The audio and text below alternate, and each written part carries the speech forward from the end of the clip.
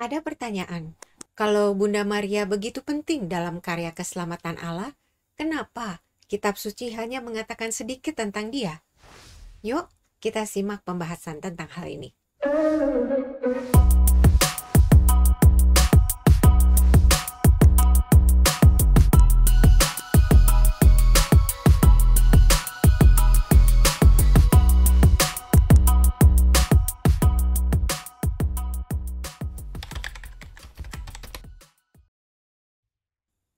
Hai, saya Ingrid T. Selamat datang di Katolisitas.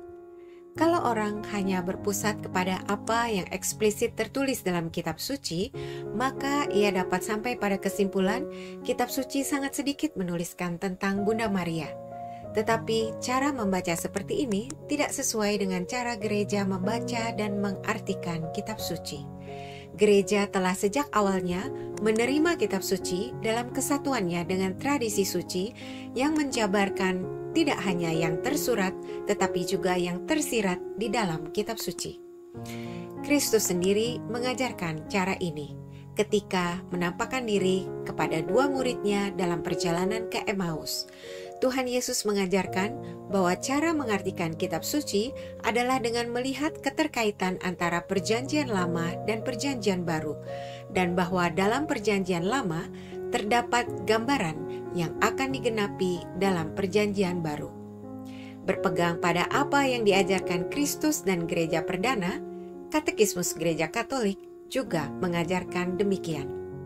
Maka, penting kita melihat kitab suci secara keseluruhan, sebab ada kaitan antara satu ayat dengan ayat lainnya, yang semuanya memuncak pada Tuhan Yesus Kristus dalam kepenuhannya, yaitu Kristus dalam kesatuan dengan tubuhnya, yaitu gereja.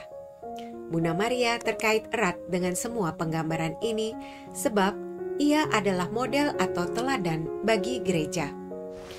Paus Benediktus ke-16 pernah menjelaskan bahwa di zaman modern ini ada kecenderungan ingin menghapuskan peran perempuan mulai dari Hawa sampai Bunda Maria dari pesan Injil karena ingin menekankan peran solus Christus atau hanya Kristus. Nah, paham yang terlalu kuat menekankan hanya Kristus ini akan mengarah pada pengingkaran bahwa rahmat keselamatan Allah itu merangkul semua orang dan setiap orang dapat bekerja sama dengan rahmat itu menurut bagiannya masing-masing. Tulisan para bapak gereja atau para teolog abad pertengahan yang menjabarkan tentang hal ini, termasuk juga tentang peran perempuan, dicap sebagai ajaran yang terpengaruh paganisme, dianggap sebagai gangguan atau pengkhianatan terhadap satu-satunya penyelamat. Nah, maka mungkin bisa dipahami, dewasa ini juga muncul paham feminisme radikal yang jatuh kepada ekstrim lainnya, yang malah mengadopsi ide yang sungguh-sungguh pagan, yaitu paham ekstrim ini menolak penyebutan Allah sebagai Bapa dan Putra, dan ironisnya ini malah tidak sesuai dengan inti kesaksian Injil. Karena itu, pentinglah bahwa kitab suci itu dibaca dalam kesatuan secara keseluruhan. Dengan begitu kita tahu bahwa dalam perjanjian lama, selain garis dari Adam melalui para patriark, Abraham, Ishak, Yakub, dan seterusnya, sampai kepada sang hamba Allah, juga di samping itu ada garis lainnya, yaitu dari Hawa melalui matriark, Deborah, Esther, Ruth, dan seterusnya, sampai ke pribadi sang kebijaksanaan ilahi. Nah, kedua garis yang digambarkan dalam perjanjian lama ini digenapi dalam perjanjian baru. Garis dari Adam memperoleh arti penuhnya di dalam Kristus. Sedangkan garis perempuan dari Hawa ini tidak terpisahkan dengan misteri Kristus yang dinyatakan dalam diri Bunda Maria dan gereja. Kalau Bunda Maria dan gereja diabaikan, maka ini menunjukkan kegagalan untuk membaca kitab suci secara keseluruhan.